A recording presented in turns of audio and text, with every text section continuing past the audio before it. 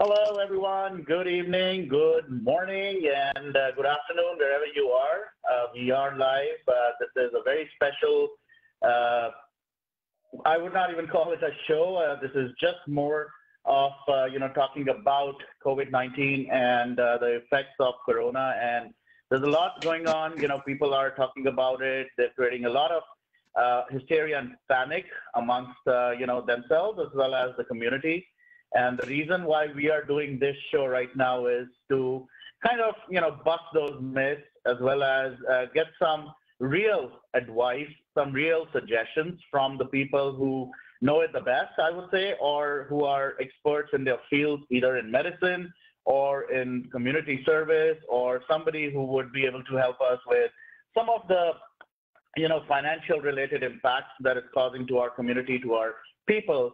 So we really, really want, all of us who's watching us. I see a lot of people join on Facebook as well, and also who are watching, who are going to listen to us on Radio Mirchi 1310 later, to have these questions posted on Facebook, or you could DM me, message me, and I'll take those questions with this expert panel that I have tonight. And thank you, first of all, even before we get into that, I would love to kind of thank each one of these amazing individuals, great human beings, of course, who have taken out time. We're going to spend roughly about 30, 45 minutes, depending on, how and what kind of questions we get.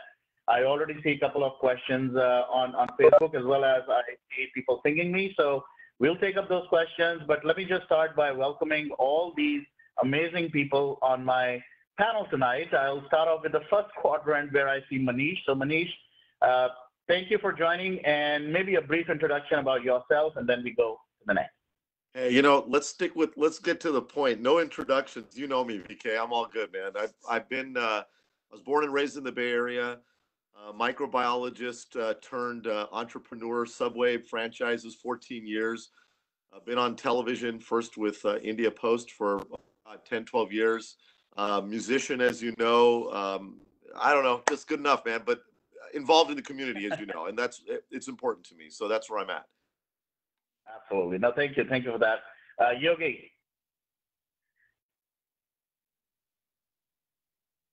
Focus less on the introductions, but more on this public service segment that you've done. Varun, thank you for that.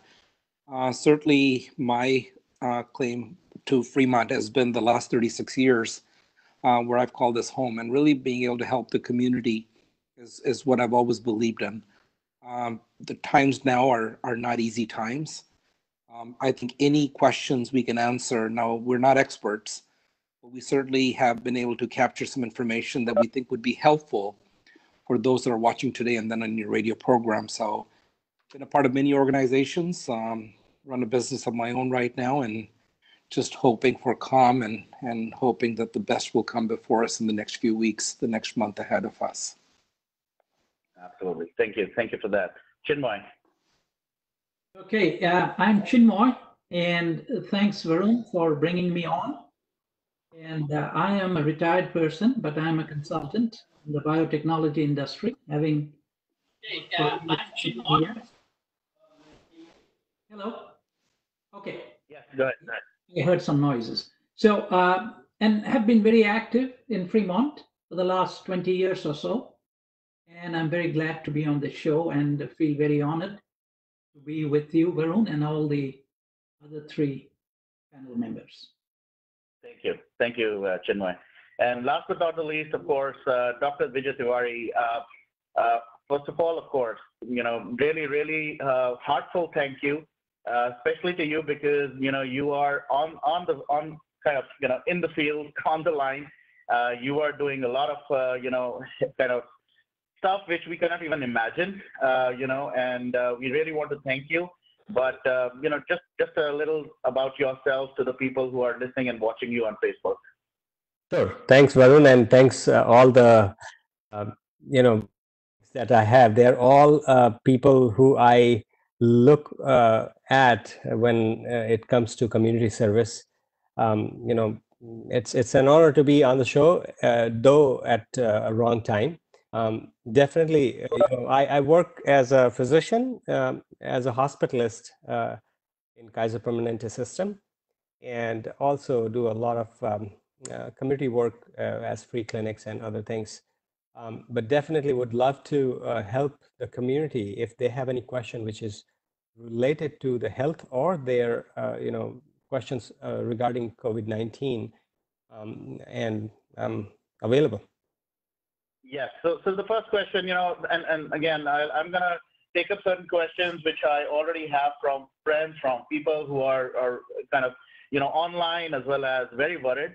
The first thing is, keeping in mind all that's been going on around coronavirus and all the, I see some noise, so I'm gonna mute everyone else. All right.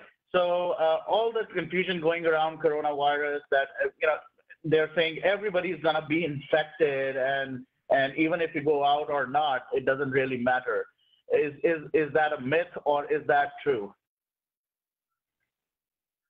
So I'll take this question. So being infectious, being infected, and being suffering from a disease are two different things.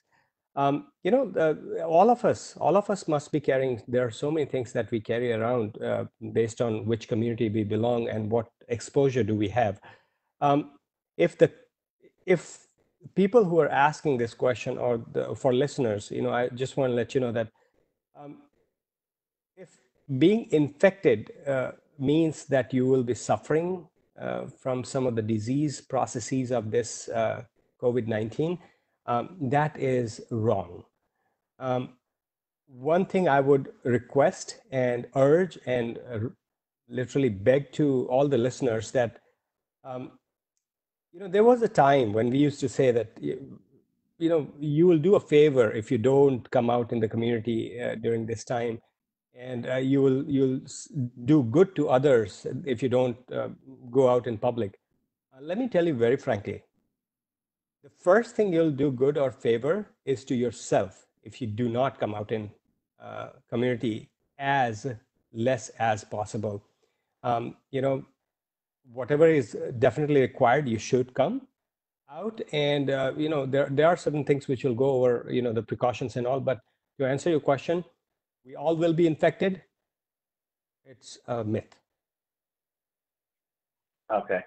Yeah. So basically, sticking to certain basic guidelines like, washing your hands, of course, keeping yourself and your surroundings sanitized, making sure you're not, going out and about and touching like all the different places and all that stuff. I think you should definitely take all the precautions, but at the same time, just by, so you rightly said, right? I mean, it is definitely a myth that, by just going out and about, you will still be infected is not the right thing to say and create panic unnecessarily. I also saw, and I've been also very vocal about it. I've posted a couple of things, and I might be a culprit myself as well, because too much information sometimes is also not good. Like one of the tickets I posted, which was given for, hiking or walking in the park. So that's another big question that's coming up. Everybody has kind of different opinion right now, whether we should be actually going for a walk, going for a hike and all that stuff. Should that be something that anyone should be doing right now, or they should just stay home and maybe walk in the backyard and all that stuff? What is your take on that? So again, I'll take this question. First of all, Varun and all our listeners, one thing I must say, see, when we walk or when we do anything, when we go out to buy groceries, when we just go to some place where you see that there's no option that we can do other than interacting with others, I want and request you not to touch anything which is publicly touched. So be it doorknob, so be it the walking rails in the stores, so be it the rails of your shopping cart.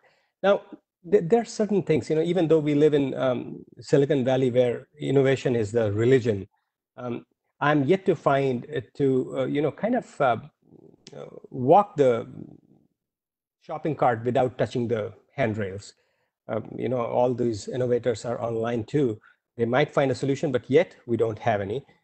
So if you do have to touch it, please do touch it. make sure if there is anything which is provided by the store to wipe it before you touch it, well and good. If you don't, then try to have some, enough tissue paper or something, some barrier which you can use to, just walk with it, use it.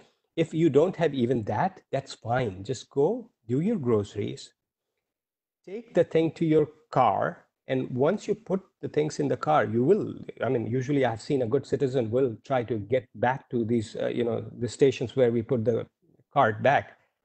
When you do that, I request you to walk into the store again, if possible, go to the restroom, wash your hand with soap and water. And again, the rule of thumb is that you should sing the whole 20-second of, so happy birthday song twice. That literally takes 20 seconds. Rub your hands. And again, those who can see me, you have to rub your palm between the fingers, between the thumbs, both the thumbs, nails, and that's it. And then you can wash with water, walk out without touching anything as much as you can, and then just drive home. These are some things which might sound like OCD, but I request you, this is a way to survive this type of kind of communicable situation. Got it. And right after that, once you are at home, do you have other suggestions? Like I've been hearing, all these Amazon boxes being delivered and all the food that has been delivered. There are certain precautions that you should take about offloading the stuff to your home as well. Do you have suggestions for that as well? So Varun and listeners, again, common sense. So the whole idea is to avoid any contact between two people, not to shake hand, not to touch somebody who might have touched somebody else. So if you have something delivered to your house, I would suggest that if you have a possibility of just wiping the outside of it before you open and start using them, that's safe. Again, I'm sorry that I'm probably giving you information that some people might have already been doing, and some people may think that what is this nonsense? But trust me, this is what I do day in and day out. I see patients, I see people healthy as well as those who are not as fortunate. And the only thing which I see the difference between the ones who are healthy and the ones who are not fortunate are the ones who were practicing some of these things. And I've learned from my own patients. So yes, so when you take things in, like Amazon, those envelopes, just wipe it before you open it. It's okay. You might lose a wipe, but and you don't have to use those Lysol or any company wipes or something. Some, like we do usual disinfectant spray thing, something to wipe it so that you kind of disperse things which is given to those envelopes or boxes by going to different hands. So that is my suggestion. Perfect. I know. I think that's also another reason why, we had such a shortage of all the Lysols and the sanitizers and all, and funnily, very funny, toilet paper as well. But on a side note, another question that has been coming up, we definitely are taking care of all these. Now, when it comes to the community, like there are people who are daily wage earners, there are community people who are like maybe homeless. So Yogi, maybe a question for you to kind of answer.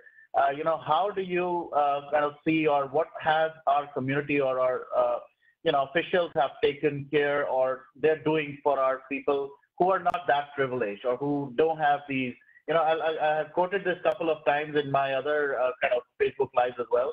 One of our community member, he went out and about with some water bottles and food, and he was handing over to the homeless people. And the homeless people have no clue what's going on. And the question the homeless person asked this person was, what's happening? Why don't I see people on the streets? Why don't I see others commuting to work? Why is there no traffic? What's going on? So maybe people are not even aware that, something of this magnitude has happened. So what, from your perspective, have you seen the community or our officials doing for these, underprivileged, if I could call them, people? Or let me unmute you as well. That's a very good question, Varun. Certainly the homeless, as you may have seen, are at this moment the most vulnerable. we can take care of all of us and we can remain in our homes and maintain our social distancing. But the most vulnerable, homeless, those who are sitting on our streets, or people who have no place to go and call home, certainly are most impacted as well. So there's a number of things that are happening. Certainly, there's a lot of public-private partnerships. There are certain housing advocates that are figuring out a way to, first of all, how do we get them off the streets and how do we get them into shelters? Now, there aren't enough shelters. The problem of housing or unhoused has been going on long before the problem of COVID has occurred. So there's a series of things that are happening. One is to make sure that their food and their basic necessities are taken care of. Personal hygiene, being able to get them into places where they can go to warming centers, they can have showers. So there's a concerted effort going on not only in each municipality, so obviously in the city of Fremont, there's a tremendous effort around that as well. And there are a lot of nonprofits that are going in and coming, making sure they have food, they have water, and they have the basic supplies. The county is also addressing some of these things, and you may have heard, certainly in Santa Clara County and Alameda County, the Board of Supervisors have secured places in which our homeless or less housing individuals can be taken into safe environments. So there's a concerted effort that's happening both on the cities, and I would suspect that it's happening in every city across the Bay Area. It's happening at the county level as well. For those of us who've been watching the governor, and as you know, the governor has been coming in every single day, he's also talked a little bit about some of the things that need to be done. At least in Alameda County, the governor put into place the purchase of 2 motels, which is the equivalent of about 600 rooms. So as a part of those 600 rooms, at least in Oakland, 2 of these motels were bought by the county, and then they were handed over to the state. There's still some differences, right? We're a nation state, very large. So the California state legislature has to enact things. The governor cannot do anything unilaterally. So as a part of that, legislation has passed. And then it comes down to the Board of Supervisors at the county level. And then from the county level, there are mandates and instructions. And as you may have been seeing on Facebook, some of our elected officials, right, in every city, Ash Kalra on the Assembly, Rod Salvan in the city of Fremont, along with Lily May and Rick Jones and Vinnie Bacon and some of the other council members, are trying to put into perspective how the effort has to happen down to the micro level. So macro level, and then the county coming down to the cities. The good part about democracy is that no decisions are arbitrary. Even though the president has implemented decisions at the national level, there are still legislations that have to happen, and things may not be moving as quickly as they should. And that's the unintended consequences of having a democracy, right? So clearly, there are a lot of efforts that are happening for the unhoused. The question now then is, how about the elderly population, right? We're fortunate in our South Asian households where our parents live with us. But there are so many elders and seniors who've been living in these homes that do not have the ability to go to a store. So there are a lot of programs, a lot of great public-private partnerships that are trying to figure out what's happening. Varun, I will say and leave with this. A lot is happening, but not nearly enough. The vulnerable, when this issue happens and it's not addressed, it has a way of permeating itself. It does not leave us, and as we know, COVID-19 has not, it's been merciless. It has not spared anybody. So taking care of our most vulnerable, I believe, has been a very important priority. And it's a mandate that has to be done. In the absence of that, Dr. Tiwari and other healthcare professionals will attest. One person has the ability to infect.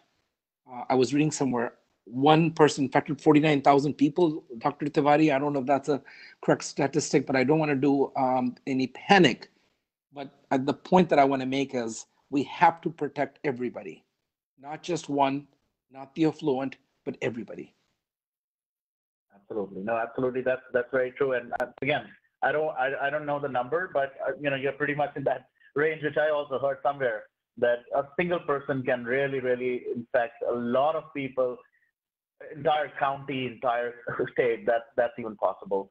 And if I may make one additional point, and I know in this program we're going to talk a lot about this, but at the federal level and at the state level and the county level and the city level, the number one objective has been that this is a very critical time of deep economic anxiety. And the question remains that, 70 to 80% or 90% of America lives 2 paychecks away from financial ruin. So it's vital that assistance be given to everybody at every level. In the absence of that, this pandemic could not only be a health epidemic, but it could be a financial epidemic as well.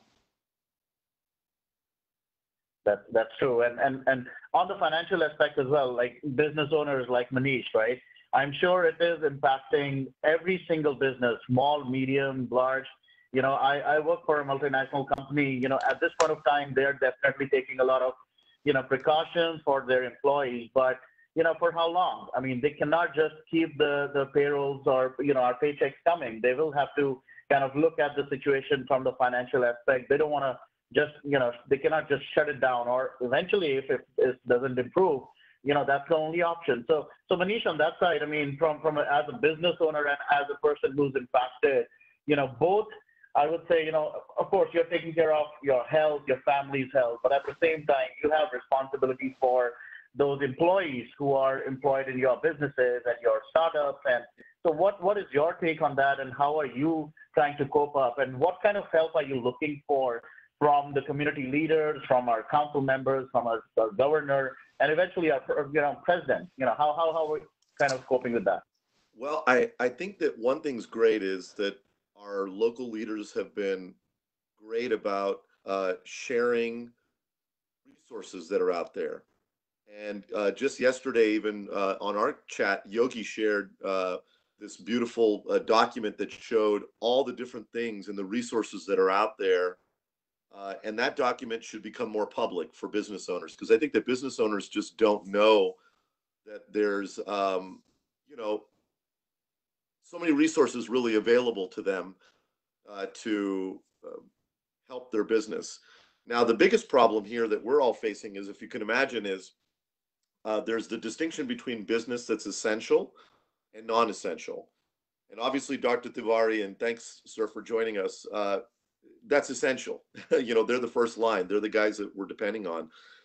But in our sector, in the food service sector, we're deemed essential. So now you've got this whole thing that you've got to find a way to keep your employees safe, keep your employees employed, and also face a 90% sales reduction in income that we're facing right now. The bills aren't stopping. So far, our governors and leaders have tried to offer some sort of help in terms of, well, let's, offer, you can't be evicted and things like that. But really, what's going on is the landowners in the area, and in the Bay Area especially, because we've been working in this space now 14 years, just in this particular space, it's always in the hands of a few people that own a lot of the buildings. And then there's corporations that are based in Texas or wherever that just own blocks and blocks of buildings. Now, they're not offering any sort of relief at this point. Some local ones, maybe that maybe they'll say, okay, yeah, you can pay us 50% now or whatever. But in reality, they're not offering any sort of help at this point. And there's no real legislation. And I know I pinged Ash Galra, and he's been wonderful about responding. And I've been bugging him almost every day, like, hey, we're getting gouged at the gas stations. I'm sure you saw that post that I did the other day, that oil's at $21. Why are we paying $3.70? And the minute that oil goes up, they'll raise the price. But when it goes down, they never lower the price. So I keep bugging him, and he keeps responding like, hey, I'm co-authoring this. And he's co-authoring a bill, but hopefully by April 1st, that's going to help the small business. But again, what I'm doing personally, if you want to know, is I've been rotating hours. Nobody's been let go. We're going to lose a lot over the next couple of months. If this goes on through the end of May, we might be out $60,000, $80,000 without any assistance whatsoever at this point. But again, to answer that question, yes, there's a lot of resources out there, but they're going to be overwhelmed. Can you imagine the number of small business, medium business that are going to apply to this SBA disaster relief? And how are they going to go through all of this when the manpower is just not there? So I think we're in uncharted territory, and I think that we really could never imagine that something like this could happen. And I don't think we were prepared for this. And now we're just kind of holding. We're kind of like the Titanic. We're trying to plug the holes in keep the boat afloat and not let it sink. And that's really where we're at. But we're all doing our best. And I hope that answers the question that you had. Right, right. And again, going back to Yogi, you know, that those are some valid concerns, right? I mean, from Manish is just maybe one voice, but there are like thousands and thousands of people in Manish, you know, shoes right now who are in that kind of, you know, fog of, I don't know how it's gonna, you know, pan out. We don't even know right now. And again, Vijayji, maybe you could chime in as well, but we don't know how much more time this is gonna take. We have no clarity around whether this is another week, month, maybe more than that. So how do you think, you know, the other community leaders as well should kind of, you know, I know they are doing all that they can right now. Everybody is kind of heads down working on figuring out what to do, how to fix the problem, and then look at the financial aspect of it as well. But now, since we are doing this show, we want to kind of let the common man, the common person who's watching us, I see almost like at one point of time, there were like about 90 people watching us.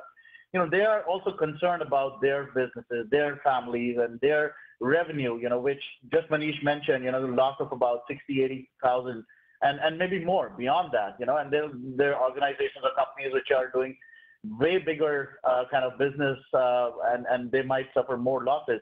How do you instill that kind of confidence, or what do you have to say to them, you know, to kind of keep them motivated and maybe, you know, keep on doing what they're doing right now? Is Dr. Tiwari going to take this? I will. I'll say something which I'm seeing. So to answer your question, Varun, there's no such timeline that I know of, and if anybody knows, according to me, the information that we see on daily basis and the analysis and the outcomes and developments that we have towards this pandemic, we have no clear-cut limit that, okay, this is the date or this is the timeline that we will end all these things. Though I do agree, this is a time of great distress to each one of us. Those who are working, it is distressful for them. I'm very fortunate to be able to help people who need help, not only this in this pandemic, but even otherwise.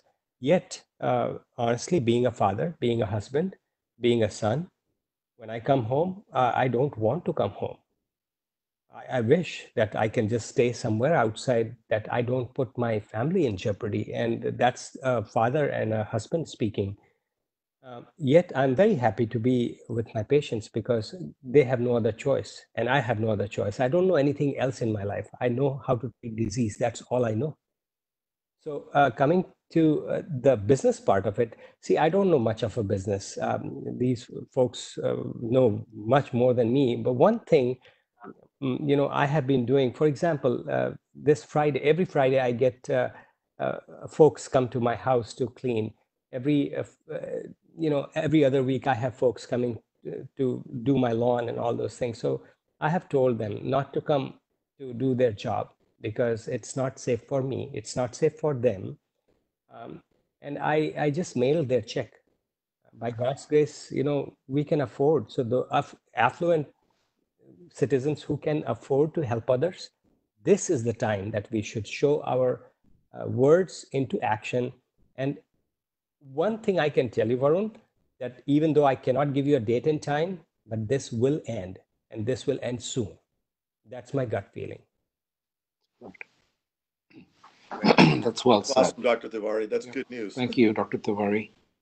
You know, Dr. Tiwari, I know a lot of healthcare professionals, but before we go off this, I want to commend the work you're doing. It's not easy. What you just said is that I know how to take care of disease. You know, when you have a battle, they say soldiers on the front line. This is a pandemic battlefield. The first responders, the nurses, the doctors, the scientists are vital. That's why it's so important. I think why everybody says we need to figure out a way to make sure that people are taken care of. Manish, you brought a very good point, right? The key aspect is, you know, what's available for a small business. You're taking care of your employees. I think the federal government, the CARE Act, the $2.2 trillion was intended to say, how do we get relief out there today? So, Varun, if we can talk a bit about some of the programs. I know listeners are probably saying, what's available? I'm unemployed. I'm an independent contractor. My paycheck, my employer put me in a temporary unemployment, right? So just a few points, if I may, Varun, share that for the benefit of Absolutely. those that are Absolutely. Go watching for and it. listening. The federal government basically came back and made more funds available for unemployment insurance. And as a part of that, they've minimized the waiting period. Now, in the past, you had to be unemployed from your job, you had to be laid off or fired, and then you would go for unemployment, and that would occur. Now, what they've done is they're allowing anybody who has been either temporarily laid off, furloughed, or if you're self-employed and there's been a loss of income because you're not able to go into work, you're eligible to apply for unemployment benefits. So that's first and foremost. The second thing is in regards to businesses that are going to maintain their payroll and have to figure out how to pay their rent. As a part of the CARE Act, there are also certain uh, programs that have been put into place, and that is that you will be able to submit for a loan where you can take care of payroll over the next 3 months or 4 months. I'm not very clear on that, but during that time, that takes care of a portion of the payroll, takes care of expenses, takes care of the utilities and rental as well. So those are some of the things that you have to apply for. To Manisha's point, how will a small SBA be able to respond to all of these applications that are coming in? So as a part of this, and this is where the devil's in the detail, right? The act got approved by the Senate and the House, then it got signed by the president, and then it's going into implementation. The Federal Reserve is also deploying certain banks, and they're developing entities that can come back and take these applications as well. Once the application is submitted, the funding will be available within the same day.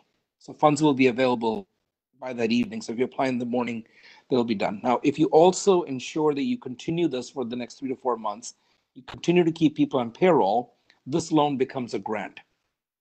So it's waived. So that's a critical component. So I would suggest everybody, we're not legal experts, we're not financial experts, we're just sharing. Go do your research. Go to COVID-19 on the CDC. Go to the governor's website. Go to your local county websites. Go to your city, like in the city of Fremont. There's a lot of information. Go to your chambers of commerce. Talk to your bankers. They can provide all of this information. So this is unemployment's available for even self-employed people. Okay, so even if you're self-employed, go file your claim. Now, Varun, two other things that I want to talk about. People talked recently about the governor's action about the fact that you could not be evicted for non-payment of your rent if you're a renter. My urge, my caution to everybody would be, this is not automatic. Please contact your landlord. Get in touch with them. This is not business. This is merely putting the process on a stop. You need to have a plan in place. You could still get evicted. Eviction is a very complicated system. Landlords have to follow noticing provisions. So make sure that you follow with your landlord. Just don't automatically assume that you don't have to pay rent. There could be consequences. For businesses, if you're unable to pay your rent, talk to your landlord. Your landlords are going to come back and say, I have my own mortgages to pay. I have my own lending commitments that have to be made. Work with them. You may have situations where they could waive your rent for a month, but they're going to recoup that rent. It's not, nobody's going to come back and just say you don't have to pay the rent. So clearly some of these things that people need to really, really focus on. There are opportunities. It may be a little slow, but continue to pursue those. In regards to property taxes, very important. A lot of people are coming back and saying, do I not have to pay my property taxes? Well, unfortunately, what I'm hearing on property taxes is you do have to pay your property taxes on your homes. And that is due by the 10th of April. And if you've not paid it, you will be assessed late fees. So unfortunately, till something happens, and I don't see it happening anything quickly because it's a very convoluted process. So for property taxes, what I'm hearing is there is no relief. You will have to pay your property taxes by April 10th. What else? In the question about if you're a small business, I think Dr. Tiwari said it well. Your cleaners, your gardeners, they're relying upon this. If they go to work and they are infected, there's a saying that goes, we're only as safe as the lowest common denominator who can afford or not afford insurance. One important thing, and I'll leave with this, insurance companies, or if you're not insured, you can still go to your hospital. I know there's this big myth about medical bills, but it appears so that co-payments are going to be waived, at least for the time being. The message is, if you're not well, call your doctor. If you don't have insurance, call the health clinics. And over the next few days, I know there's going to be public-private partnerships that are being evolved to make sure that the messaging about if you're infected, what do you do? We're a medical system which is geared upon the first level of interaction being with the physician, but physicians are strained. So maybe you can talk a little bit about the telemedicine approach, but reach out, ask for questions. Don't just show up at a hospital. Don't rely upon the ambulance to be your car ride to a hospital thinking that if I go in an ambulance, I'll be first in line. You're really putting our healthcare professionals in harm's way.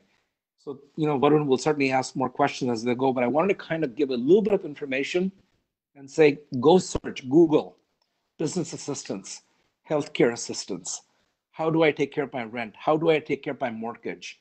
For mortgage, if I can just leave with this important, negotiated with our banks, call your mortgage company and ask and say, I'm struggling with COVID, only if it's legitimate, or you really are hurting with cash flow. Call your bank and say, what can I do? They'll work you through options. If you can't make your car payments, call your car company. Don't automatically not make a payment. Call them. Utility bills, if you're struggling, make a call. If you have loan payments, call your banks. If you need the cash flow to carry through, there is help. It may be convoluted, but I think help is coming, and we just have to be smart about how we find this and the patience, and as time unfolds, there will be more clarity. Very, very, very useful information, Yogi, and I think that's pretty much kind of what sums it, that you need to take certain actions. Don't just assume that automatically everything's going to fall in place.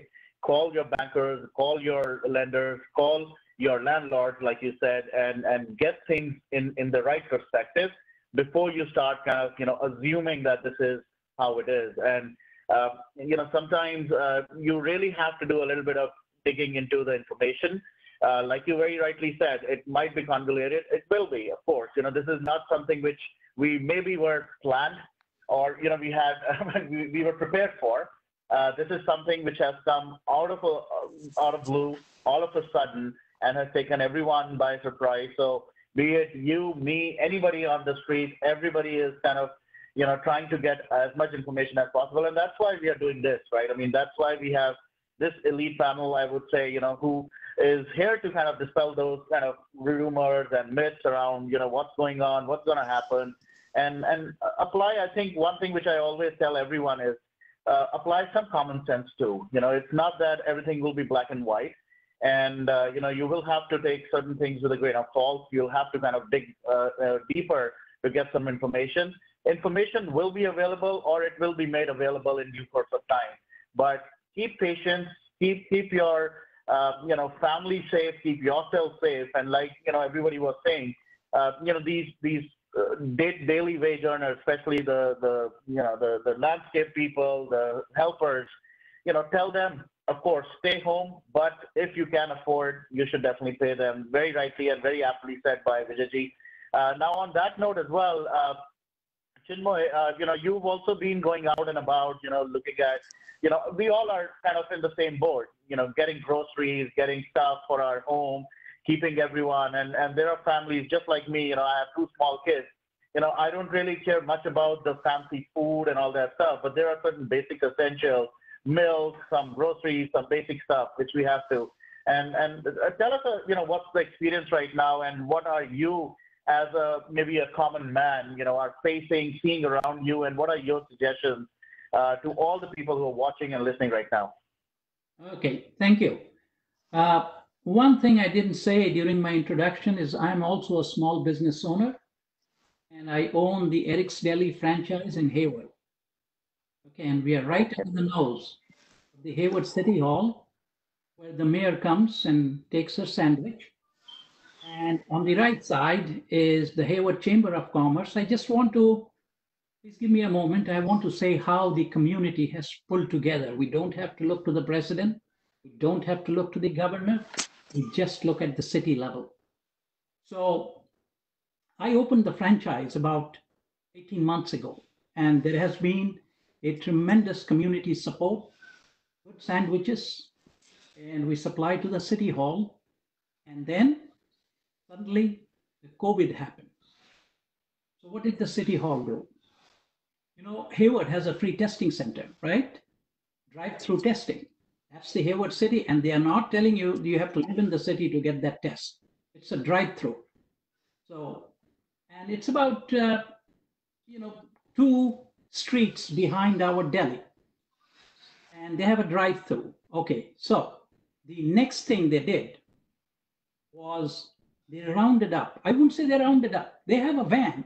They went and picked up all the homeless and brought them to the shelter and started giving them free food. And they came to us for the free food. So we are supplying them lunch every day. They wanted to keep it within the city, special rates. Our first supply was on Saturday, yesterday. They said 20 sandwiches. Today, they raised it to 40. Tomorrow they called, they want 80 sandwiches just for lunch. We're giving them at very special rates. Our franchise has also, without even asking them, when they heard about it, they say they will take 50% of the cost also that we are selling it to them for. They want to contribute. Now, this is what I'm saying. The society pulls together. So all those people have been taken into a shelter now, and they are being given free tests through this. So they are separating them, keeping them apart, and they are swinging it very well. Now, the Hayward Chamber of Commerce, the chamber head comes and gets his sandwich there, and they have stepped up to help us about the SBA loans. They are giving us a lot of information. We are applying, and fortunately, we bank with Co-America, which is right across the street. The manager of Co-America called us, and they said, since you bank with us, we got a notification from our headquarters that the SBA loans will be administered through them because they have a business section of the. So things are happening. I would tell all your listeners, be very positive, look forward. Now, this is happening on the business side. Okay, I'm sure I heard Yogi, and I am very encouraged to see that it is also happening on the individual side. All that I wanted to say. Now, going out, I went out today. I went out about 7 days ago. People are really following all the instructions. I see that 6 feet distance. I see people taking care. And just an offer to Dr. Tiwari, I know you work, and we are looking to donate. We, meaning the franchise, we are looking, you have a San Leandro. We are looking to donate 1 lunch a week for your, if not lunch, even dinner a week, sandwiches for the people who are working for your staff. We can even come to Fremont and supply it. And I can tell you, our franchise will also, franchisor will share half that cost. You don't have to pay anything. Even though the city is paying us for the homeless, we'll pass it on to the healthcare workers. So there is a lot. People are following the things. I go out, and last Friday was 2 weeks since I came back from my last flight. I went to Fargo. I came back 2 weeks last Friday. When I went to Fargo, about a week ahead of that, I went to another flight. And guess what? When I came to sit down in the plane, and I went to Long Beach, guess who was sitting next to me? A Chinese lady and her husband. You think I'm going to jump up and say, no, I don't want to sit there? No way. I could have given it to them. Okay? So I would tell everybody, our culture, at least the Indian culture, I know there are a lot of non-Indians listening too. Our culture says, believe in God. God is good. Just go about doing things. And as they say, jo hona hai, hoga. That's all. Absolutely. Yeah. No, very well said. But that's another, question which was sent to me. And, I take it, as a very, again, I don't want to use any words, but yeah, these are definitely myths. And I can definitely say that on my end. But I love any expert to comment on that. One of the things that these guys, that's been going on social media, and I see a lot of videos, a lot of hate stuff happening all around. That this has come from China, as it's been termed as a Chinese virus as well.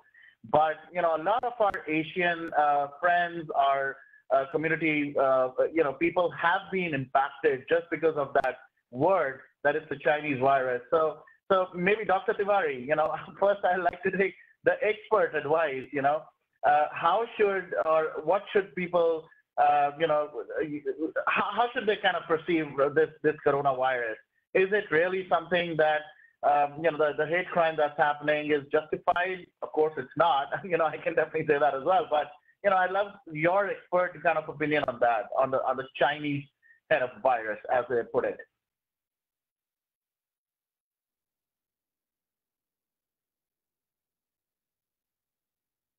Away. Sorry. Yeah, I think you stepped away. I think you were talking on mute, Dr. Tiwari. Or Hello. maybe. Yeah, I'm back. Yeah. I'm sorry about that. So I did hear a part of the question, and I'll chime in as much as my information is concerned. So, is this a specific virus which is kind of brought in by one country or one group of sect of people or whatnot? I would urge all of us to just go back and check the history about any pandemic that has happened, including in any one of them, or a small infection. Say, for example, flu. Every year, every season, we have that. Now, who do we blame it for? So, we are in God's created, like Chinosare said, that, we are in a God's created world where those who believe in it and those who don't, it's a place, it's an ecosystem where we have different level of organisms and their virulence, their contributions, their, all kinds of things that they can do and they cannot. I was seeing a patient and who asked me, one of the questions were that how come my I get abdominal pain when I get diarrhea, and I get I just feel dizzy when or I was having fever when I had meningitis last week. I said, wait a minute. So the question was, both are infection. How come two different symptoms? And as a common sense, we all know that at different places things are different. A person who works for Google has to deal with different software than the person who works for Oracle or Facebook or different companies, or a person who is writing software for Manish Bhiya's company or Yogi Sir's company. So it's different. To answer that question in one word, no, it doesn't belong to anywhere. It does not belong to anywhere. It is very unfortunate, extremely unfortunate, that it has started and was found at one place, which actually led to all these pandemic, and that became the earliest epicenter. I do not want to say something wrong here, and forgive me if I say something, but very soon I can see that LA will be the epicenter. So again, who do we blame? Nobody to be blamed on that front. Absolutely. And maybe Yogi, you should also chime in, and so should Manish, you, and anybody else as well. But I think we have a good mix of people here, here in the Bay Area, around US itself, right? I mean, it's a good mix. That's why it's called the United States of America, right? So how does this kind of impact the day-to-day kind of operations, the day-to-day, and what would be your advice to people who are watching us, that how and what should you do versus not do, and not consider it more like what Dr. Tiwari said, like coming from one area doesn't mean those people are the ones who are carrying it right now as well, and how we should not treat them differently. Yogi, can I jump in on this one?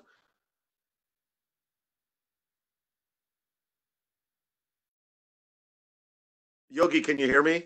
Yes, please, absolutely. Yeah. So Varun, I think that we won't bash 45 for starting this, but in reality, he's kind of been lighting the flames of discontentment with all the supporters that it's a China virus. And this virus could have come from anywhere in the world. So if it came from Africa, would he call it an African virus? If it came from India, would he call it an India virus? So I think it's ridiculous. Dr. Tiwari, of course, is the expert. And again, I've got a grad degree in microbiology. I saw enough virology to know that this thing doesn't have a nationality. It doesn't have a religion. It's just this beautiful RNA or DNA structure. And it's a perfect machine. All it does is it attaches itself to your cells. It uses your cells' own replication mechanism to make more copies, and it releases more, and it wreaks havoc. There is nothing else. That's it. And it's, it's more perfect each time. So, the fact that, you want to label this some sort of a racist or racial, give it a racial attachment to it, that, oh, it's the China virus. I mean, that's so ridiculous that this guy would do this, or anybody would even believe this. Now, on the other perspective, I think a majority of the people that I see, and I'm even sure that Chinmoy Das sees this in his business, nobody cares. You have to be a real idiot to care about this, that, oh, I'm going to avoid Asian people because they must be carrying the virus. No, anybody has this. So I think that it's just ridiculous that this was even brought up. And for those of us that maybe, try to, adhere to common sense, there's common sense here. It's not a racially motivated or racial, a virus that's, we're not sickle cell anemia in Africa, the incidence of sickle cell, where, okay, there's a particular group of people that are more susceptible to sickle cell, or yes, South Asians, we have narrower arteries, so we have higher rates of heart disease. Oh, this is a virus. So that's all I can say. That it's, it has nothing to do with Asian people. It just happened to start, like Dr. Tiwari said, at that part of the world. And we in San Francisco and the West Coast are a global location. And Seattle's a global location, and New York's a global location. So we're going to see this. It's going to be, that's how it is. That's exactly right. I couldn't agree more with what Manish said. And to your question, Varun, I think that at a moment like this, attacking any ethnicity is wrong. He may be calling this a China virus for his own political base that he's speaking to, but I'm glad to see that Asian Americans stood up and condemned the president for calling this a China virus, in line with the conversations that Dr. Tiwari and Manish have both mentioned. At a moment of crisis, we can't be partisan. We can't be racist. We just have to come back and stand as one nation. So, Varun, I think the question simply is, it's a moment of great triumph. We all have to work together towards finding that. The one thing I would say about the president, to him, I presume his team is looking at polls, and he's throwing trial balloons out there every day to come back and say, what will America say? What will the media say? But at the end of the day, today, when I watched his press conference, I was a little happy that he listened to the medical professionals. Originally, he wanted to come back and say that I need to be open by Easter. We need to be in churches. He spoke to his base. But he gave America some kind of a hope that he is listening to Dr. Burke and to Dr. Fauci, and thank God for that, because they're the adults in the room. And when I say the adults in the room, I mean that purely from the fact that this is a virus. There's a science behind this thing. Flatten the curve is real. So the fact that he's listening to the medical professionals is heartening, because I would trust a doctor to treat me. I would also trust a doctor and a scientist to give me a model that tells me that, hey, if the next 2 weeks we stay at home and we flatten the curve and we follow the instructions that Dr. Tiwari gave about hygiene and cleaning and not touching hands.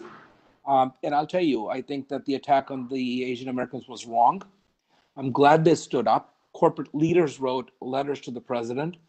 And I think the president is the kind of guy who, if you put enough pressure on him, he knows when to back off. So I thank God we're a democracy, and good things are happening as we take this on as a community.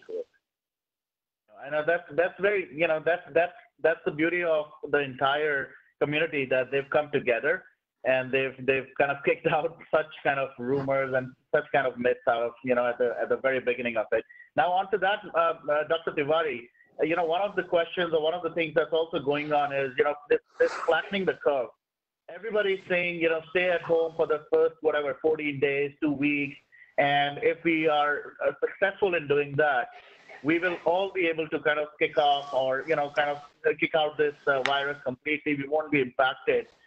Do you want to just add a little bit more insight as to what does it mean as a normal human being, or as a person who's sitting at home who's just listening to all the social media and all the other websites and all that giving us information? What does it mean by just staying inside? And again, the follow-up question would be, for how long more do you think we should do this? We should follow these best practices. Of course, there are certain things which should become a habit, but then there are certain things which we should definitely continue for whatever number of weeks or time. Just shed some light on that as well. It's a very good question. First of all, there is something called incubation period. So when we have some infection or a contact with an infectious material, our body is very resilient. Our body is an amazing system where we can somehow resist many of things. And the things which we resist is through a system called immunity. So we have immune mechanism. We can call it as, and for listeners who are from non-medical background, so immunity is like army or cops inside the body, and the infections are just like intruders who are not supposed to be there. So when intruders come, the army or the cops, they literally stop them at the border or kind of fight them, not allowing them to come and disrupt the system. So by the time an intruder enters our system and causes a state where we are affected, that time period is called incubation period. It gets incubated and divides and multiplies, and their family becomes that big that it starts kind of affecting us. So for example, for a normal flu, the incubation period is anywhere between 8 hours to 24 hours. So by the time you're, contacted by one of the persons who had flu, or had a sneeze on your face or wherever, within 8 hours to 24 hours, you start feeling that. You start feeling the eyes are getting warm, the breath is becoming warm, you have runny nose or fever or whatnot, or the body pain. This virus is very unique in its characteristic.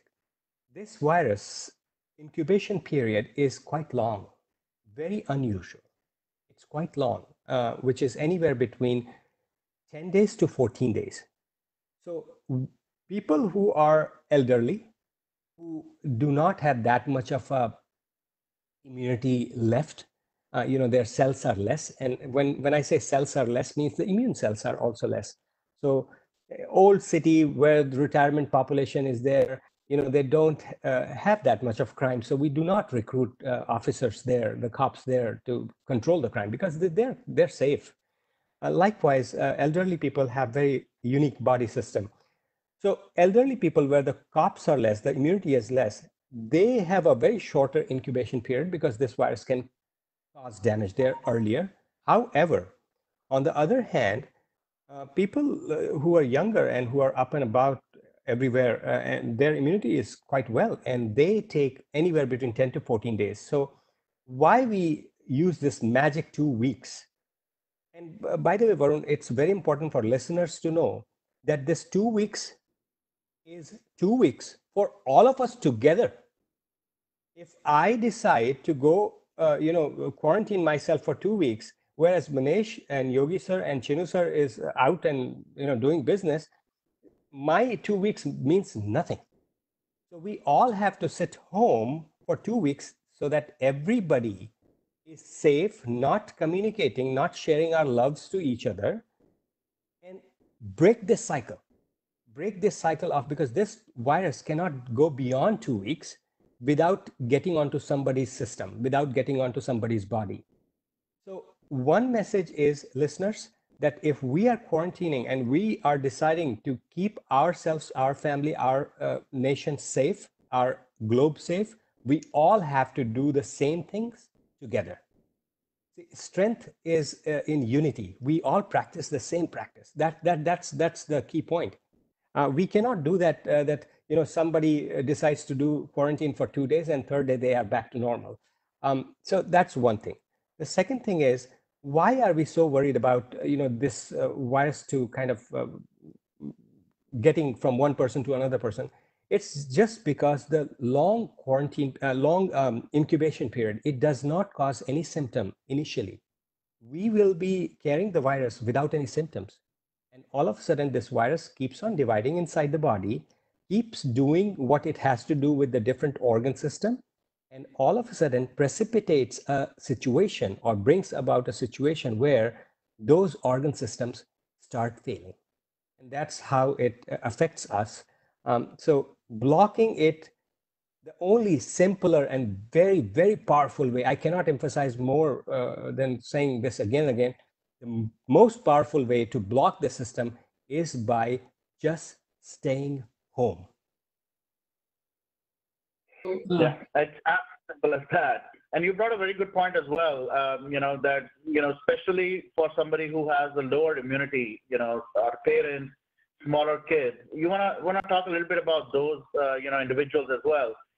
As a parent of an 18-month-old kid and a 5-year-old, I'm always scared. I've even and it could be right, it could be wrong. I don't know if it's right or wrong, but I even stopped them from going to the front lawn, to anywhere outside, or leave their toys outside and then play with them the next day. That's something which was something which used to happen earlier, is not happening now, and they're also confused. So you want to talk a little bit about our parents who are staying with us versus our kids who are also not even safe. So how do we do, or what do we do for them as well? I'll actually take few groups of people, groups of individual in this same category. So there are people who are immunosuppressed. And by saying immunosuppressed, it's not a bad thing. It's just that their immunity is not up to the par which is required to live a normal life. Some people are immunosuppressed because they're taking some medications, like people who have a smoker's lung disease, asthma, rheumatoid arthritis, whichever medication, whichever disease requires them to be on steroids. So that is immunosuppressant. There are some unfortunate people, those who had organ failure, and they're on immunosuppression medication because they had organ transplant. Kids, pregnant women, elderly people, they are all relatively immunosuppressed. And for all of them, I would urge that even though they are using the toys within the house, forget about outside the house, within the house, they played before they go to bed, they leave the toys wherever they leave it. Us as parents, our habit should be, we should just wipe it with normal, normal soap and water, or even normal disinfectant fluid, and keep it safe. Next time, let them play, and again use that. Now, why should we be doing that, and why should we be worrying? Because there are certain communicable organisms that kids carry. If they meet their friends and whatnot, they don't get affected. They don't get fever or pain or anything, but we do. So that protects us also. Specifically about COVID-19, this virus can stay on any dry surface or any wet surface for over 72 to 96 hours without a problem. So what I'm saying, 3 to 4 days without a problem. So it is healthy practice just for this, if we are particularly talking about COVID-19. So it is just safety is, we should just clean things, which we are learning today, from at least COVID. I treat COVID as, and Chinu sir will understand what I'm trying to say, because I heard him saying that in our religion or our practice, COVID is a very big guru for all of the entire globe. It'll teach us those things that we would not have learned, and I'm saying it in a very positive way, those things which we would not have learned if we were not pushed like this. It's a very positive thing. So coming back to your question, Varun, people who have kids, elderly, immunosuppressed people in their house or as a relative or visitors, be extra careful. Think twice before you share anything. touch anything that they have. And it may sound weird, even though nobody's suffering from any kind of infectious process, just practice social distancing even at home. It's okay. Absolutely agree. And I like to call, this more of a physical distancing than social distancing. The only reason is because we don't want to be in the physical proximity of people, but, socially, like what I've been doing is I'm not practicing social distancing. I'm actually getting people, socially connected. So I think this is also a good learning. You very well said, this is something which we otherwise would not have learned, in the last couple of weeks, I've had so many WebEx or these video calls with friends who I used to meet maybe a couple of weeks, or maybe a couple of months. Now I'm kind of doing this every now and then. We are sharing our food, experiences, what we are cooking, what we are doing. It has really brought up that social kind of common sense, which was actually missing. Earlier, it used to be just parties over the weekend, looking forward for this, at some friend's place, go there, eat, drink, have fun, and that's pretty much.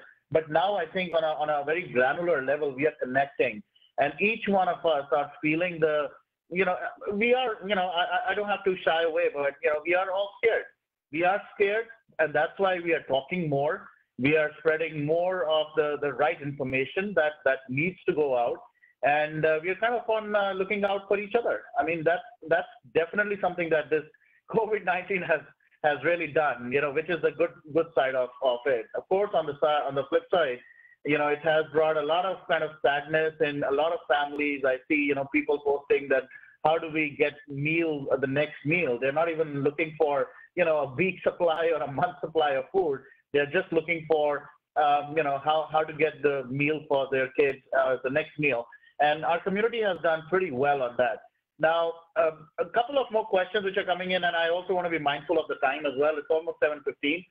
But one of the questions that's come up is, we see a lot of treatments coming up, and there are suggestions. And again, going back to what, these people again, I don't want to pick on a certain person, but, treating with the malaria medicine and all that stuff. How and what do you think would be the best advice from a medical practitioner like you? And what do you think we should tell the people to? Once again, I see calling you the 1-3. Let me unmute. I'm sorry. Yeah. So sorry about that. Okay. Yeah. So all these different kind of mixes of medicines that people are trying to do and take to make sure and I heard actually one of the deaths due to that. But what's your take as a doctor? What do you suggest? So as a monotherapy or a drug which is used to treat a condition as one drug or group of therapeutic ailments, we have not found anything as of now. There's not one treatment that is prescribed or suggested to treat these patients who are positive, though we do have a combination of drugs which we are using apart from treating the symptomatic presentations. People who cannot breathe, they are on ventilator. People who have wheezing, they will be given some medications to dilate their bronchus. But beyond that, those who are positive, we are using, there's something called Plaquenil, which is chloroquine, which is an anti-malarial drug, plus azithromycin, which is an antibiotic. And both of them are done in a very specific way, actually. It's a 5-day course, which is prescribed just based on few cases. It's not a approved drug. It's not approved treatment, which people should rely on and think that, okay, fine, we found the solution. We are nowhere near that. Though these two drugs in a combination and a very specific dosing, they seem to be shortening the duration of the disease. All right. I think there are a couple of questions. So maybe, Chinmay sir, you want to go ahead with your questions as well? Yes. My question is to Dr. Tiwari. I understand that the virus actually anchors in that area where the nostrils enter the throat, right? And keeping that in mind, of course, I have a few friends that regularly do neti, including myself. I have a few friends that have asked me, well, they can't do neti, they should not do neti for the first time. They have said, why can't we do a gargle with salt every 3-4 hours? Now, it is similar. I mean, I'm thinking that, oh, it's similar to washing our hands. What is your opinion? I'm not asking for, the official medical advice, but I'm just thinking from first principles. So I'm just asking, what's your opinion on that? Will the probability go down if these practices are also followed, such as gargle? This is a beautiful question, and I must let your listeners know, Varun, that this is a gold standard actually for any viral disease. So Manish Bhaiya will be able to explain this better, but I will tell you what I know. See, what happens is virus is a cell. It's a cellular kind of thing. It's a organism where it feeds onto a certain level of solution. So now what happens is if we expose this particle to a solution which is hypertonic, which is like solutes are very high. So for example, if plain water is taken as a plain water, if you add salt to the water, you are increasing the concentration of the salt in that water. So we call that solution as a hypertonic solution. So the rule of thumb is there is a process called osmosis. The fluid flows, or the flow is from higher concentration to lower concentration. So if the solute is higher in the outside fluid, it shrinks the particle and kills the particle. And that is the main philosophy behind doing salt water gargle when you have sore throat. Because when you do salt water, and I'm not talking about a pinch of salt in a cup of water, no. Amount of salt should be so much that if you add one more pinch, you will throw up. It should be high concentration. And people who are like small kids, they cannot do gargling. So what I suggest is they should just a sip of water and raise their head like this so that the water goes and touches the back of your throat or back of the pharynx. The whole idea is to have this water, the hypertonic solution, to come in contact with the area which is kind of affected or can be affected. Now, coming back to neti, doing neti with fresh water or plain water is not advisable because it can transmigrate the organism from one area to another area. However, there are certain neti solutions which come with like NeilMed solution or something which comes with salt. If you add salt to that, it does have beneficial effect because that is a hypertonic solution. It goes and it kills anything which was kind of feeding onto your isotonic. Isotonic means same level of concentration of your body. So salt water gargle with lot of salt means lot of salt. You don't want to drink because there are people who are on salt restriction. Just have to expose the back of your throat and spit that fluid out. Lukewarm water is advisable. Why? Because warm fluid causes vasodilatation. You see in games when somebody gets hurt, they put ice around that.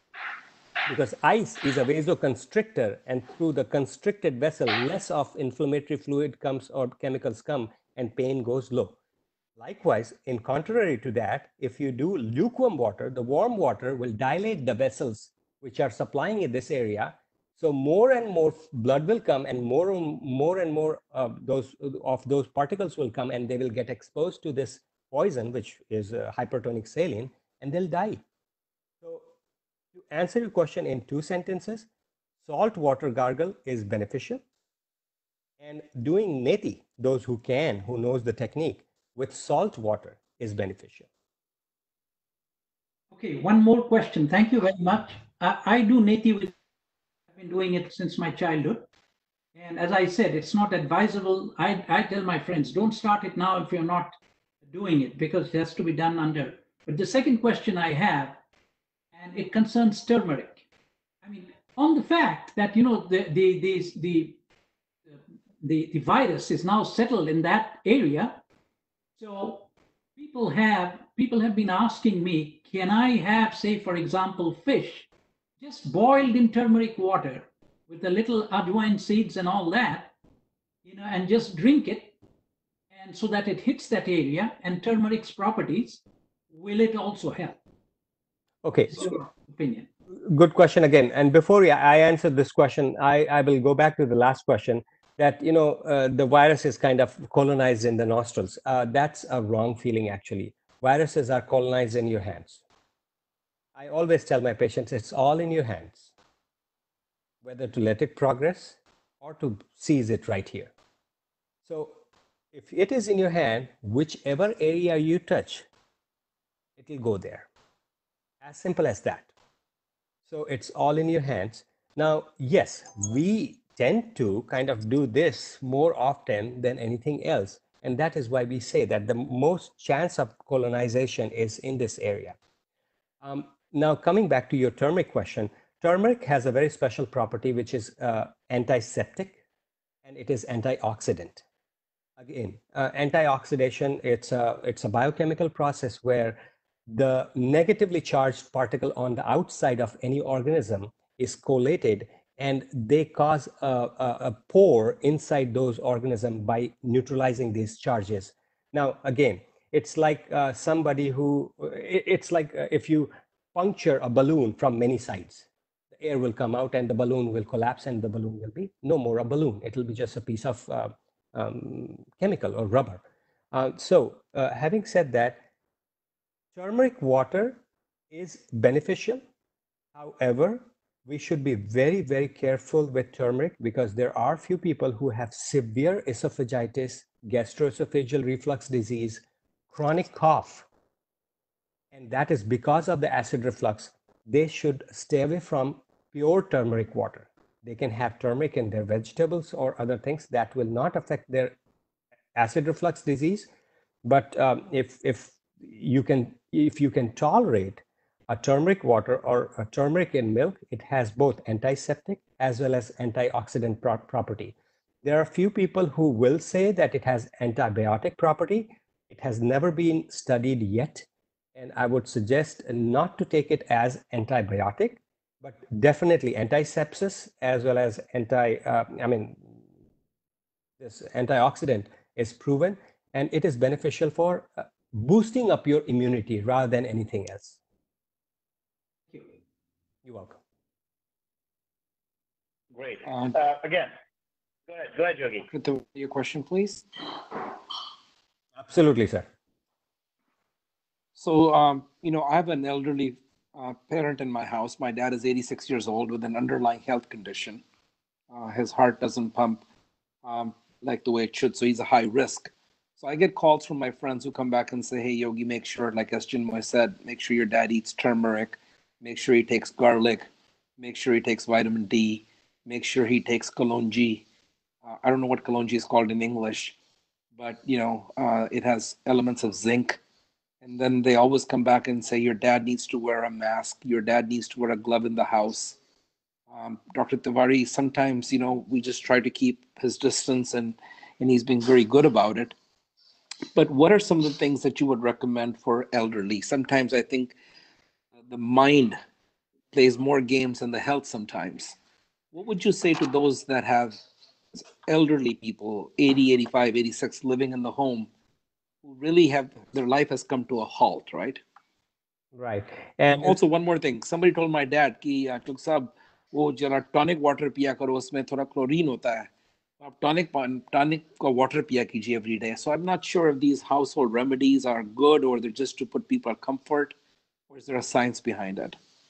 So tonic water is good as long as it is not tonic. I'm just pulling your legs. So Yeah. Very good question, actually. And we do face, and most of the Asian and Hispanic families, and some of the African American families also, we live like a common family. So it's a very important thing that we have to pay attention to. Now, somebody whose heart is not pumping enough blood, one thing we must understand the body's currency, the currency for any organ system is blood. They are paid in blood. When they work hard, liver, lungs, muscle, brain, heart, they are paid in the currency of blood. If the heart is pumping blood out, whatever blood goes out, it's given to different organ system, and that is how they are being paid. Now, think about a situation where, I have been working, say, 12 hours a day, and my salary is, say, $10 a day. And all of a sudden, my hours are increased to 16 and my salary goes to 2. How many days do you think I will be working for that company? And the same thing applies for our body and organ system. Heart pumps less blood, so all the organs are getting lesser amount of blood than they were supposed to be. And hence, they are vulnerable to get injured. And any metabolic demand or metabolic stress, which could be just a simple stress of getting cough and cold, uh, can cause multi-organ failure. They are very vulnerable. They are very much vulnerable. So, Yogi sir, to give a easy answer, that we should treat them as a small kid who cannot make a decision and who is vulnerable to touch everything. The small kid's habit is they will touch everything, and so are the elderly, because they have lived their life in a certain fashion. They have a habit which they love to follow, and if you mess up with that habit, they're not happy with it. So we should try to at least tell them that this is why you are doing, if you're doing anything different, because they're very receptive to to learning new ideas, yet not follow them. So one thing is, we should do which is safe, which we would have done for us, but you have to tell them 2 times, 3 times, 4 times more than a usual individual. The second thing is, if they are taking something which is a supplement for a long time, let them continue that. Vitamin D has an antioxidant property. Vitamin E has an antioxidant property and a blood thinning property. And the other supplements which you were saying, Kalonji and all those things. So all those things, they are good if they have been doing something for a long time. But don't start a new thing, especially the tonic water. Tonic water does cause a little bit of a sanitization of the gut, but if it is used for a long time, it can cause esophagitis, gastritis, duodenitis, and it can put us in trouble. As he's being very good about it and he's being very cautious, but these are things that I think are important, because I'm sure as joint families we have lots of people who have parents in their home. So what I'm hearing from you is the utmost caution. They are vulnerable. We just need to watch out for them and tell them to be very, very careful. Thank you, Dr. Tiwari. Tiwari, thanks. That's awesome. Thank you. Okay, we can't hear you, big guy. Sorry, I'm on mute. Thank you so much to Dr. Tiwari. This has been a very, very amazing session. I really want to be mindful. We had initially anticipated a 1-hour session, but we've almost spent an hour and a half. Sure. I'll definitely give you that opportunity, Dr. Tiwari. But I would really, really thank you from the bottom of my heart. I'm sure a lot of people here are already thanking you. I want to read one comment before I let you speak, Dr. Tiwari. One of the persons on Facebook Live has, if I can scroll it, did put a comment for you, and not only just for you, but also for all the doctors. That a lot of respect to all the doctors. You all are God in human form in these times. May God bless you with all the strength and good health to you and to your family for serving our humanity and community. So that's the same kind of feeling I have. Thank you. And yes, Dr. Tiwari, go ahead. So first of all, thank you to your listener. Thanks to your listener. And one thing I'll tell you, that we are nothing different than a normal human being with a little bit extra knowledge of some chemicals. And we do as much as we can, as much as we know what to do. But thank you for your appreciation. It means a lot to our community, my staff and my colleagues. Now, 2 things I would request all the listeners who are listening to us and who will listen to our recording in the future. Those who can, please support the local community. This is not the time that we should look for differences. This is the time when we should look out for how we can support each other, irrespective of nationality, their community status or social status. Please support each other. This is a very difficult time. I cannot reveal much more information, but I do see day in and day out sufferings, and I have no control over that. But one thing I would request all of us, that if there is a chance to support each other, let us hold hands of each other and support each other, because this is a very difficult time, and especially for those daily wagers who come to help us in different capacities at our home. uh, please support them, because they have nowhere else to go. They're ready to come and work, but it's for our safety that they are sitting at home. They should not be paying the price for that. So please support them also. Hey, VK. Yes. On a good note, Dr. Tiwari, you're one of your fellow noble physicians who's a good buddy of all of ours. Dr. Amitesh Mishra is celebrating his birthday today, as you know. Yes. So on behalf of the whole Happy gang birthday. here, I want to wish him a happy birthday, and he's another guy that's out in the trenches with you, who works his tail off, and he's selfless like you are, and he's humble like you are, and you guys are good friends, I know, and good friends of ours. And thank you once again, and thank you to him, and happy birthday to him. And from all of us, I guess, today, celebrating his birthday, and he's enjoying a day off with his family. absolutely. And Manish Bhaiya, he was the one who hired me in Kaiser, just to let you know. Talking about Amazing. Well, your humility is only second to your knowledge. It's amazing. You're an amazing guy, and we're so lucky in the Bay Area to have you here. I and all of your philanthropic efforts and all that you're doing, it's amazing. And the fact that you love music, I'm partial to you as well. Thank you. and on this whole idea. Manish, I'd like to add one more thing. I can do a full 1 hour or 2 hour show just on Dr. Tiwari, the kind of person he is, the kind of help he's giving, not only to people like who he knows, but also our community. Amazing, amazing human being for sure. So thank you once again. Sorry, Yogi, I had to cut you, but go ahead, Yogi. The doctors at Kaiser, right? Obviously, Amitesh's birthday, and I think Amitesh put a good post a few days ago on Facebook when he talked about reflection sitting in the parking lot. But Dr. Tiwari, I can only imagine what a doctor's life is. You're on the battleground, and then when you come home, you're coming in with a tremendous amount of vulnerability. But you know what? Love it about the doctors. They're putting themselves out there, and the doctors will be our battleground soldiers that are going to carry America. And Varun, I think the important point here is the greatness of America, the resilience, in spite of the fact that medical masks, PPEs, and resources are short supply, but they're coming. In spite of that, doctors are going into the battleground. It's like going in without a machine gun, right? And going in to fight a battle. A lot of good things are happening. And you know what? There's unintended consequences about things such as this. But I think looking at nurses and looking at first responders and looking at the income inequality that exists in America and looking at manufacturing as a political issue about how manufacturing can become a national security issue. A lot of good things will come out of this. I think America's coming together. Post 9/11, America, the heartland came together.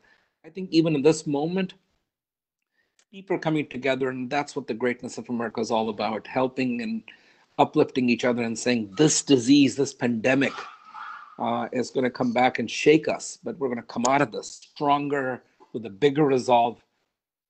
And I hope and pray for the best. Couldn't agree more. Couldn't agree more. All right, Chinmay sir, any last comments before? Thanks, VK, man. This is awesome. Yes, very quickly, is that we are seeing that we don't have any weapon in this world, no matter how strong, withstand the onslaught of the virus. The only thing that we have right now are fighters. Those fighters are people like you and the nursing staff and everybody else. And that's what we are grateful about. I know many doctors who are not going home. They are renting in a hotel and sleeping, just not to endanger their families, and then they come back to work. So also to all your families, all of them, we are extremely grateful. And as I said, this offer stands. Kaiser doesn't have to pay anything. We would be happy 1 day a week or a lunch. We'd be happy anywhere. San Leandro, Fremont. That's the least, at least we can do. Thank you for your time. That is, I'd like to put that one is so video in great. front of everybody. I'm not sure you guys can all see this, but Dr. There you go. Tiwari, this is for you and all the physicians and the first responders. You know, this is the Pearl Harbor. The soldiers were putting up the flag. And at this moment in time, I think there's nothing that better reflects that. And if I could There you make even one more graphic change to this, I would come back with our essential workers, the grocery stores, the truckers, everybody else, because it's because of them that we can sit in our homes with our loved ones praying for a better tomorrow. So Good point, Yogi. Good point, man. Thank you all. And thanks to Hey, thanks Varun. for organizing this, man. This was great. And Dr. Tiwari, once again, on behalf of all of your bros here, thanks for taking time out of your crazy schedule to be here. I know that VK's listeners and all of us are better for it. And we're all going to stay home, we promise. we're going Thank to you. promise you that. Absolutely, absolutely. No way am I going out now. Hey, Dr. Tiwari, one last question, because this question, somebody just sent me a text and said, can you ask Dr. Tiwari, because of the fact that masks are in short supply, when we do have to go to the grocery store to go get our groceries, would you suggest putting like a small bandana around our face, or is that too much? I think that would not be a bad idea. Yet it is not advisable yet because it doesn't Do anything. save you from anything, especially if we are doing this to prevent COVID. No, it doesn't do anything. Okay. I would suggest, Yogi sir, just maintaining a physical distancing in VK's term, of at least 4 to 6 feet. That will be the best, and beyond that, I don't think we should worry about anything else. Got it. Thank you. But if we have, Hands. cough, then yes, cover your face for others. Got it. Very good. Thank you. And Manish, we have said that right, because we have to wash hands. One last, I know this is going to be the last, I missed this question, but somebody's asking, is remdesivir working at all? I think that's the name of a medicine, but is that working at all? Is that something yet? Say it again. Which medicine? Remdesivir? Remdesivir, the Gilead. Yep, the Gilead's a medication, right? Right. So I would refrain from commenting on this, because that will be against many pharmaceuticals. But so far, we do not have any scientific basis to say whether or not it works. We do not have any studies done yet. Sure. All right. I think that's pretty much it. I really want to thank you once again, everyone, and especially to you, Vijay Tiwari ji, for taking out this time. Really humbling. If we think, and as I see a lot of people, appreciating this session, if we think we can do one more, maybe we'll do it over the next weekend, or we'll find some time. And of course, if you want to invite more of your friends and other, fellow doctors, nurses, we would love to kind of, show our gratitude as well. And thanks, Chinmoy, for offering that. I'm sure, Dr. Tiwari will take that up or spread the word. That's something that our community is known for. I think, we at times of such, testing or painful times, our community has come together. So thank you for doing that, Chinmoy, as well. And on other note, again, I think this was a very useful session for all our listeners, people who are watching. I'm going to make sure this goes onto the radio as well, so that we could play this audio for all the people who are still kind of debating, thinking whether they should go out or not, or what precautions. So thank you once again for doing this, everyone, and have a safe week ahead. Stay with family, stay home, and follow all the instructions and precautions. Thanks, once Wonderful. again, everyone. Thank you all. Bye, Chinmoy. Bye, Bye. Manish. Bye, Dr. Tiwari. Bye, Good VK. night. Take care.